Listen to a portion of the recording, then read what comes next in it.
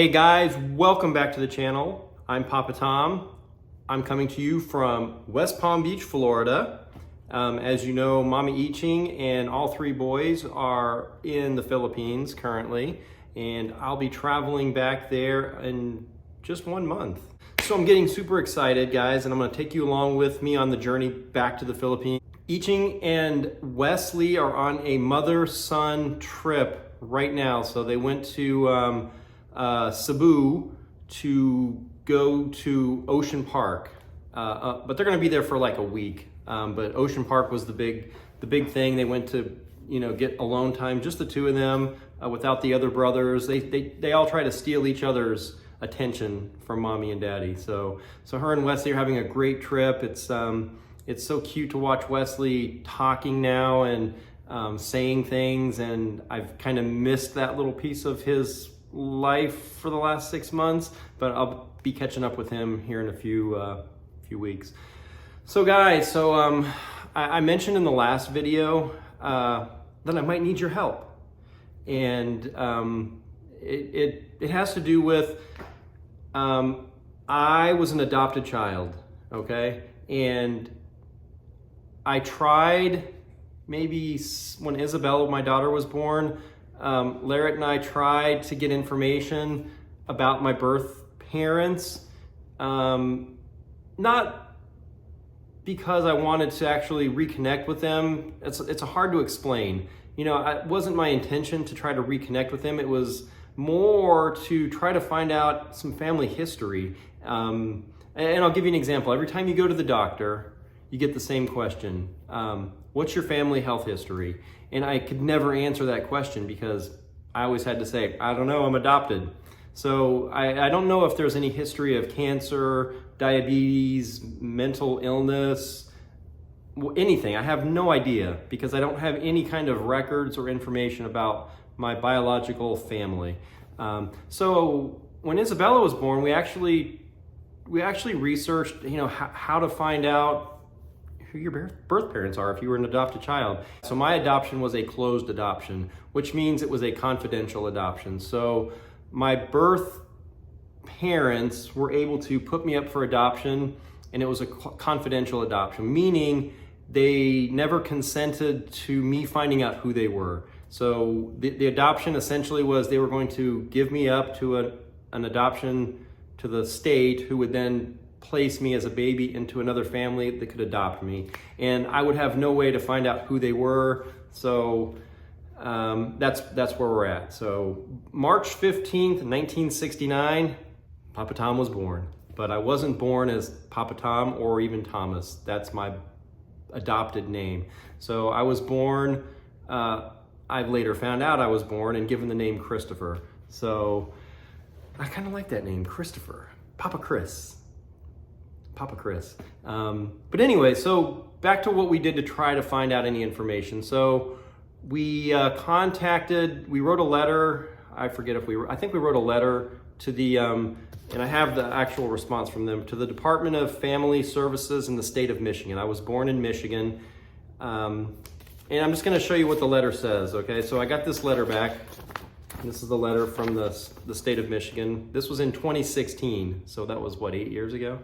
Dear Mr. Cade, and this is from the Children and Family Services of Michigan Incorporated. It says, Dear Mr. Cade, in response to your request for identifying information regarding your birth family, we have accessed the Central Adoption Registry in Lansing. Lansing is the capital of Michigan. As of February 26th, 2016, there were no statements consenting to the release of their names and locations filed by any of your birth family members. Consequently, we are unable to release identifying information to you at this time. It says, enclosed, you will find the non-identifying information available from your adoption agency record. And then please do not hesitate to contact us if we can ever help you anymore. So they were unable to give me any information because the family that gave me up for adoption never consented, and therefore they won't tell me anything. So we call that a dead end. I'm going to share with you the information that I have about my birth mother and birth father. And you know what? If you can share this video, I'm gonna put it on Facebook, it'll be on YouTube. If you can share it, make a comment down below, something that maybe, I've never had anything go viral, but maybe it could generate a lot of views, and just maybe like searching for a needle in a haystack, somebody would see it that might know somebody that happened to know somebody that on March 15th, 1969 in the state of Michigan in the United States of America had a beautiful baby boy. Yeah, had a beautiful baby boy that they couldn't keep for whatever reason and had to give that child up for adoption. So I have this book, and I think it was sent to me after so I'll tell you a little bit about my birth parents. So my adoptive parents, they've both passed away. My birth father, Thomas Cade Sr., he died maybe in 2006, I think it was. And my birth mother, she died after Isabella was born, so probably 7 years ago, I'm not really sure. To give you a little bit of back history without going into a whole lot of details. So after I was adopted, obviously I was only like 4 months old when I was adopted, 3 months old, March, April, May, June. Yeah, 3 or 4 months old. So, at that age, you don't remember anything. So I don't remember anything. But growing up, I grew up with my parents, not knowing any other parents, not really understanding what being adopted meant.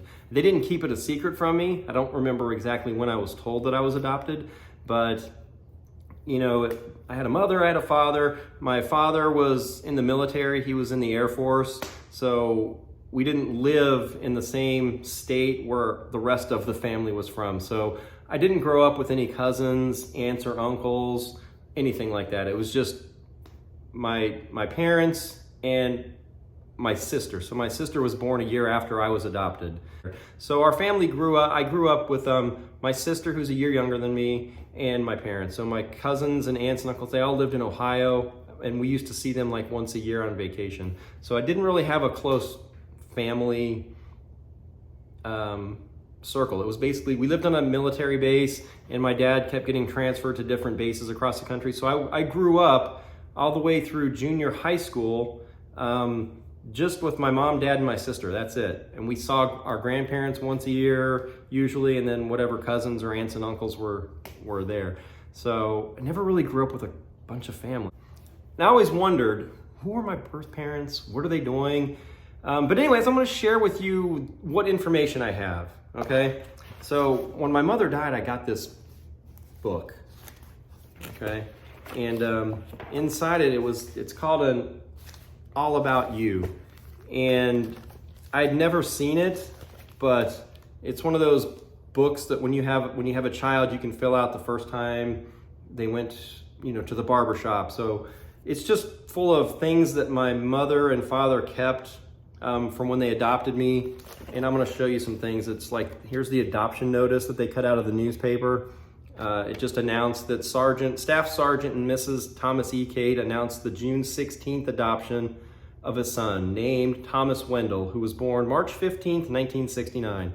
So inside this book, there was like a pamphlet that they must have got from the adoption agency. Let's talk about adoptive parents. It gave them the responsibilities of adoptive parents, just some generic stuff. There's some baby pictures, which I'd never seen before, which, I'll show you some of these. So here's the cutest picture you're ever gonna see. It's a picture of me as a baby. So this is my baby picture, and I swear Isabella looked identical to me. And Larrett, my first wife, made a picture next to each other of Isabella and of me using this picture, and it was literally almost identical. Like, that's what Bella looked like when she was a baby. But that's how old I am. These pictures are in black and white. Kids, did you know that before color pictures were real, they had to take pictures in black and white because they didn't have technology? Yeah, I'm old. But color was just coming out there. So here's a picture they kept of me. I don't know how old I was, maybe 3 or 4, but looks like I have a birthday cake there. Is that one good looking kid? Look at that haircut, guys. Yeah. So, but anyways, back to this picture. So this is what I looked like. You know, if you're a mother who gave birth on March 15th, 1969, and this picture looks similar to the baby you gave up for adoption, I could be your son. I'm still here. I'm alive. I'm happy. I've got 4 kids. They'd love to meet you. But yeah, so here's my thoughts on adoption. Okay, guys. I cannot even imagine what a difficult decision it would have been for not just my biological mother, but for any parent to make the decision for whatever reason, because I don't know the reasons, but you know, I can assume what the reasons are, but to make the decision to give your child up for adoption, hoping that they will have a better chance and a better life if somebody else raised them because maybe you weren't able to, or you didn't think you were able to. I can't imagine giving up any of my 4 children. I just can't imagine that. The pain that I would be feeling, it's hard enough just being away from them for a few months. I can't imagine giving them up for the rest of my life. I mean, that has to be on par with, you know, losing a child, you know, to an accident or something. I can't imagine the pain that a parent would feel. So, you know, I have to take that into account when I think about trying to, and I've thought about this many times over the years, you know, reopening that wound. I don't know that I want to do that to someone. You know, they thought they were doing the right thing for me, and, you know, my life turned out okay. I have no complaints. I'm happy, I'm healthy. I've met the woman of my dreams. I've got beautiful children. I don't live on the street. I'm not rich. I don't sail a yacht around the world, but I'm not poor, and I don't have to beg on the side of the street either. So my life is good, right? Many people have it worse than me. So who knows? Maybe they made the right decision. But maybe they'd like to find me and say, you know what? We'd like to say hi and see how you're doing. Here's a cute picture of me with Santa Claus. I don't look scared, right? But does that really look like Santa Claus? I don't know. These are Polaroid pictures, guys. So by the way, this is how you took pictures before cell phones were invented. So you had this little camera, and this is a Polaroid. So you would take a picture, and then this would come out. The picture would come out, right? And then you'd have to wave it around like this until it would be all black, and then the picture would start to come into focus, and then you have a picture. Wow, we've come a long ways, right? So anyway, so those are a few baby pictures. But the best thing that was in this box was this letter. Okay, and this letter was sent to them on April 1st, 1970. So I opened the letter, and by feeling the letter, this was written with a typewriter. So if you kids out there don't know what a typewriter is, that was before computers. So you had to push a button on this machine that would then, when you push the letter W, a little letter W would pop up and like stamp the paper with ink, and you would push the next letter and it would start spelling out words. That's a typewriter. Some of you older folks probably saw or used a typewriter. But anyway, so this is the letter dated April 1st, 1970 to Mr. and Mrs. Thomas Cade at the 665th Radar Squadron in Calumet Air Force Base, Michigan. So this is from the Children's Aid and Family Service of the Upper Peninsula. So I'm going to read this to you. This is what the letter looks like, this typed letter. It says, Dear Mr. and Mrs. Cade, when the adoption of a child is about to be completed, it is customary for the Michigan Children's Aid and Family Service Society to send the adoptive parents a brief summary of their child's background. So this is all I know about my background, okay? This should be kept among valuable papers in case your son requests information concerning his early background, which I have. Thomas Wendell was born in Sault Ste. Marie, Michigan on March 15, 1969. The term of pregnancy was 9 months and delivery was normal. Thomas was 19 1/4 inches long and weighed 7 pounds, 10 ounces. He had blonde hair, blue eyes, and a fair complexion. At the age of 6 weeks, he was 22 inches long and weighed 11 pounds. He had strawberry blonde hair and a medium build. He was on Enfamil formula with fruit, cereal, and vegetables. He doesn't particularly like fruit or juices. I love fruit and juices. Why'd they think I didn't like that? On May 20th, 1969, he weighed 12 pounds and was 23¼ inches long. He is a sturdy child.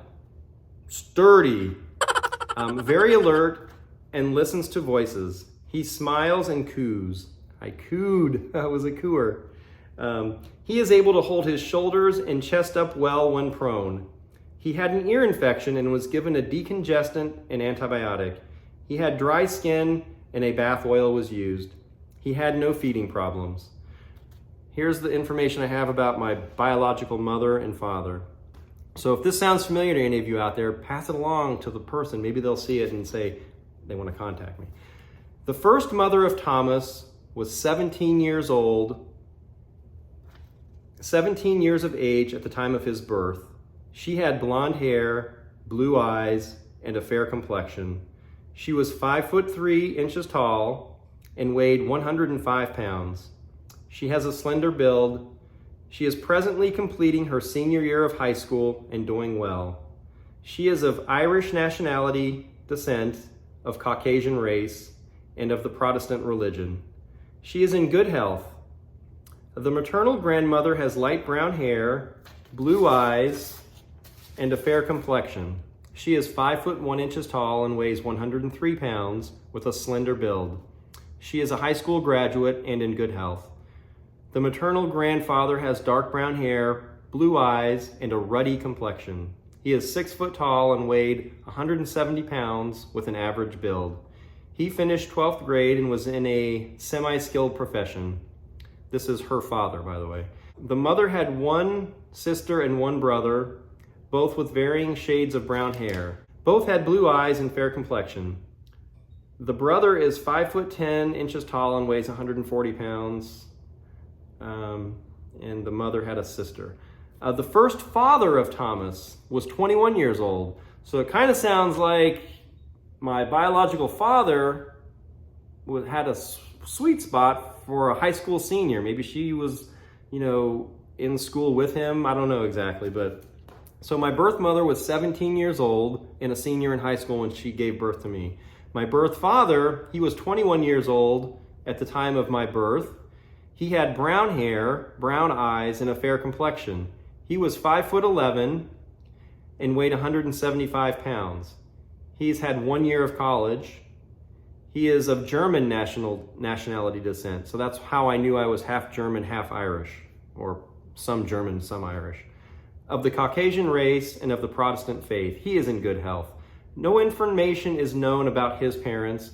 This young man was athletic and had won many trophies. He was a very responsible young man.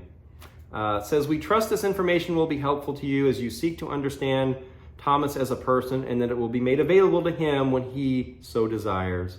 We share your joy in the adoption of Thomas. May the years ahead bring much happiness to you as a family. So that's pretty much all I've got, guys. The letter that so this was the original letter with information that was sent to my adoptive parents in 1970. And some of that same information was resent to us in 2016 when we inquired. And let me see if there's anything additional. It just says that that nobody,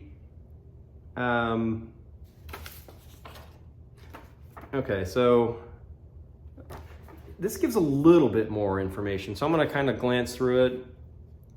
So this says, you were born March 15th, 1969 in the War Memorial Hospital of Sault Ste. Marie, Chippewa County, Michigan. So that tells exactly when, exactly where I was born, but I have no way to find out who gave birth then. I was born at 9:03 p.m. Your normal delivery followed a 40-week pregnancy and 10 hours of labor. 10 hours of labor? Goodness, that's a lot. Your birth mother's blood type was Rh negative. So that wasn't in the first letter. So this is how I knew my name was Christopher. It says, at birth you weighed 7 pounds, 10 ounces. Immediate respiration was spontaneous and no oxygen was used. So I came out and was breathing and they didn't have to help me breathe. There were no apparent birth injuries or abnormalities, and you received an APGAR score of 9. At birth, you were given the first name of Christopher. You were described as having blonde hair, blue eyes, and a fair complexion. Circumcision was done right then and there. They just snipped it. Okay, anyways, that's too much information probably. PKU is negative and your 4-week check was done and normal. The status of termination of parental rights was voluntary. Your birth mother felt that adoptive planning would serve in your best interest. She was young and not ready to accept the responsibility of a child at that time in her life. You were admitted to the Michigan Children's Aid Society by your birth mother on May the 2nd, 1969, and temporarily placed for care with a foster family. At that time, you weighed 11 pounds and were 22 inches long. You were a little bit pudgy. Pudgy? Okay, babies can be pudgy. That's not an insult. You were a little bit pudgy and had strawberry blonde hair with big blue eyes. You were the cutest baby the state of Michigan has ever seen. I just added that myself. They didn't really say that. It says, that what kind of formula I drank. I was giving, I did not like fruit or juices. You were given water with Caro for constipation. That's nice to know.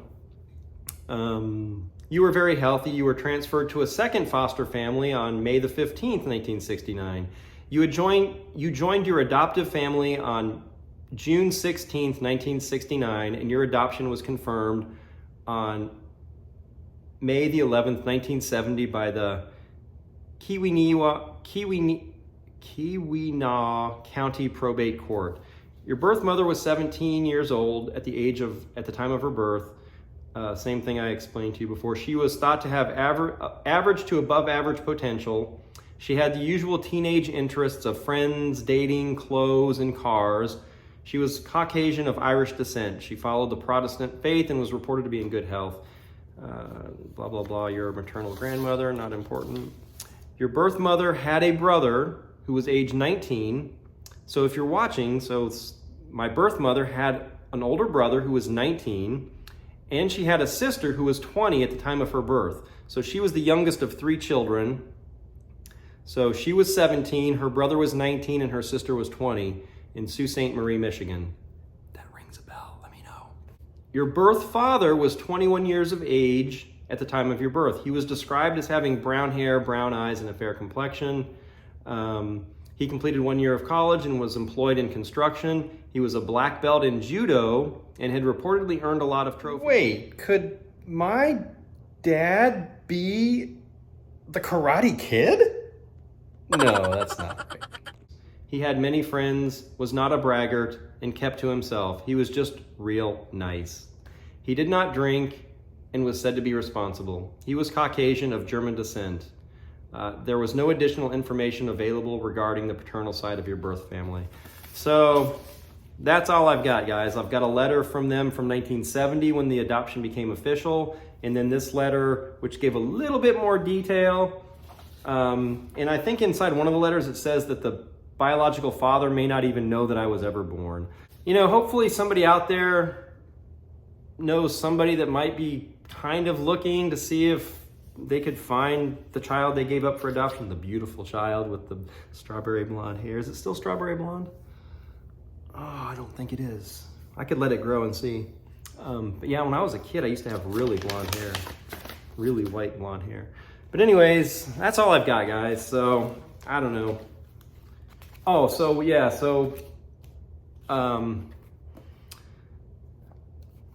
Ancestry DNA. I'm gonna try this. All right, I got this last year and I never did it yet, but I'm gonna do it. So when you run into a roadblock, which I've run into a roadblock, I can't get any information.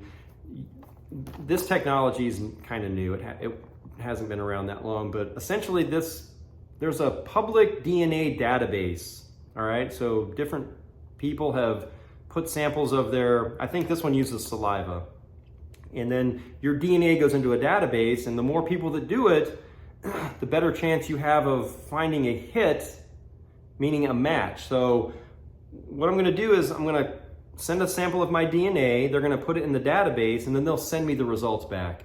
And I can keep checking this database, and if it finds a match with my DNA, that means I'm related to somebody, which means it would be a biological person from my past, then I can actually see who that person is, and then it might even be able to let me know if it's a parent, cousin, aunt, uncle, something like that. So that might even lead to finding them. We'll see. And I'm gonna take you along with the journey. So I'm gonna do this, and the next video I'm gonna actually let you see me do the sample, and then I'm gonna mail it off, and then, you know, we'll just wait and see. But anyway, back to this book that my adoptive mother kept. So one of the pages is, this is the way you looked on the day you came home. So the day they got me, which would have been probably when I was 3 or 4 months old. So this is what I looked like. This is probably the last thing my birth mother would have seen of me. There's my first haircut pictures. What a cute baby. And there's my baby hair. They kept some of my first hair from, when did I get my first haircut? Anyway, guys, that's where we're at today. So if you can share this video, you know, I'm gonna put all kinds of hashtags for adoption, searching for parents, blah, blah, blah. And once I get the results, once I do this, then maybe that'll help lead somewhere. But thank you guys for watching. Thank you for sharing this journey with me to help find my biological family, if they're out there. It's a big mystery, I have no idea. But anyway, guys, have a good day. Bye.